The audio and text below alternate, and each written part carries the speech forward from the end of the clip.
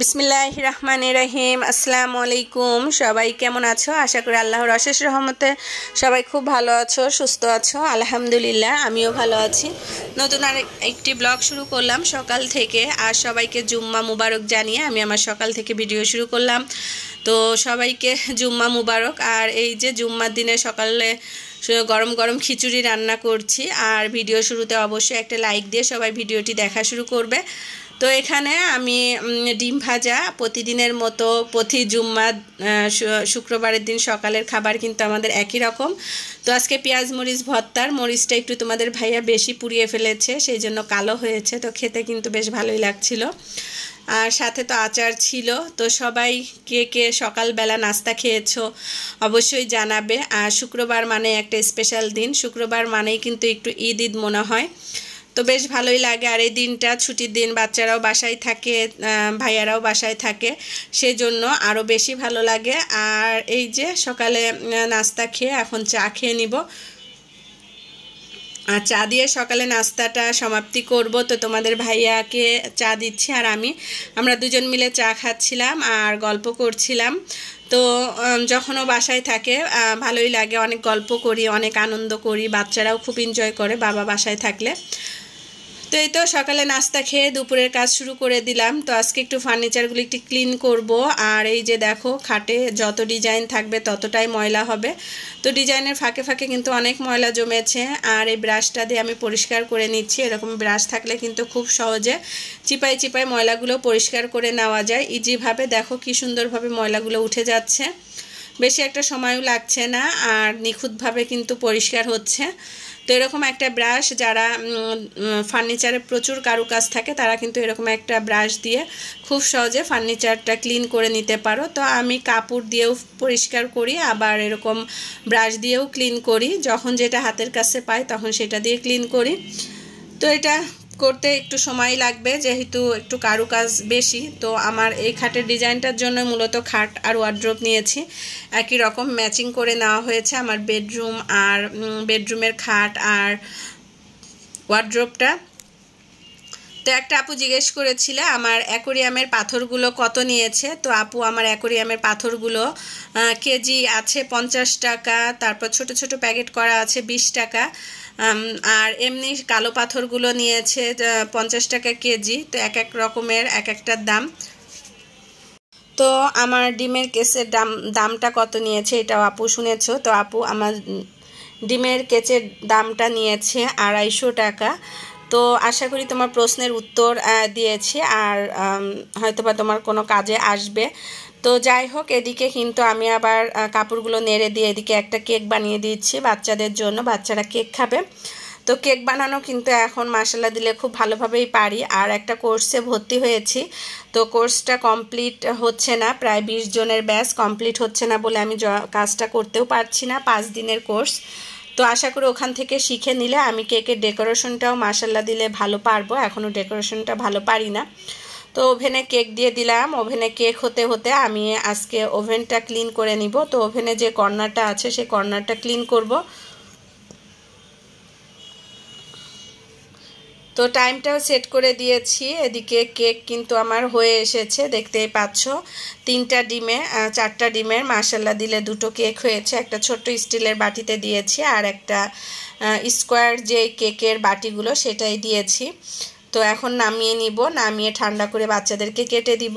আর এই তো এখানে কিছুটা কাপ কেক আছে, এগুলো একটু তৈরি করে দিচ্ছি। একসাথে 6টা কেক হয়ে যাবে। তো বাচ্চারা তো কেক দেখলে খুবই আনন্দ পায় এবং খুবই মজা করে খেয়ে নেয়। আর একটু বেশি করে তৈরি করছি যাতে টিফিনেও দিতে পারি। তো কেককে ক্রিম দিলে ওরা আরও বেশি খুশি হয়। তো ক্রিম দিয়ে আর আজকে কেক তৈরি করছি না, আজকে একদম সিম্পলভাবে কেক তৈরি করছি। আর কেকটাই যে অনেক নরম এবং সফট হয়েছে। এখন এই যে ওভেনের যে নিচটা আছে কর্নারের, এটা একটু মিডিলে যেই স্পেস আছে এটা এখন একটু পরিষ্কার করে নিচ্ছি। তো এটা প্রায় পরিষ্কার করা হয়, বাচ্চারা একটার পর একটা জিনিস নেবে আর এলোমেলো করে রাখবে। আর এই দেখো কত ধুলাবালি জমেছে, অনেক ধুলাবালি জমেছে। তো চিন্তা করলাম এটা একটু পরিষ্কার করতে হবে, আজকেই পরিষ্কার করে ফেলি। তো এই জায়গাটা যেহেতু খোলা থাকে সেই জন্য কিন্তু একটু ময়লা বেশি হয়। আর ওভেনের কর্নারটা আসলে আমি একটু বড় নিলেই ভালো হতো। এখন চিন্তা করছি ছোট কেনার থেকে একবারে বড় কিনলেই ভালো হতো, অনেক কিছুই রাখতে পারতাম।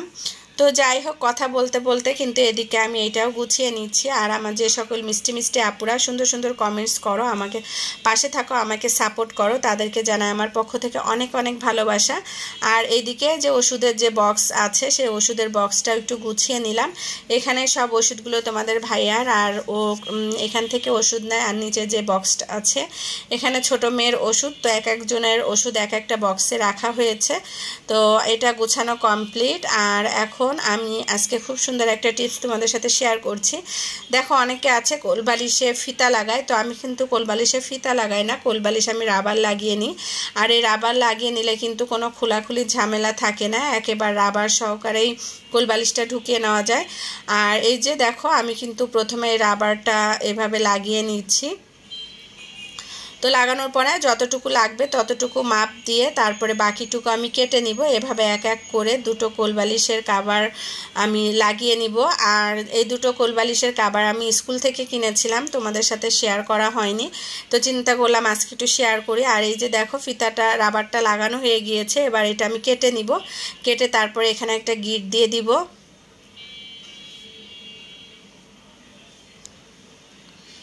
এই যে কি সুন্দর করে দেখো রাবারটা লাগিয়ে নিয়েছি। এবার এইটাই যে আগের কোলবালিশের কাভারও আমি একই রকম রাবার লাগিয়েছিলাম, তো আগে কাভারগুলো একটু ভালো হয়নি, একটু পলিস্টার। আর এই যে কালকে যে কাভার দুটো এনেছি, এই দুটো সুতির, পিওর সুতি। এই যে লাগানোর পরে দেখো মাশাআল্লাহ কত সুন্দর লাগছে, একদম পারফেক্টভাবে হয়েছে আর দেখতেও সুন্দর লাগছিল।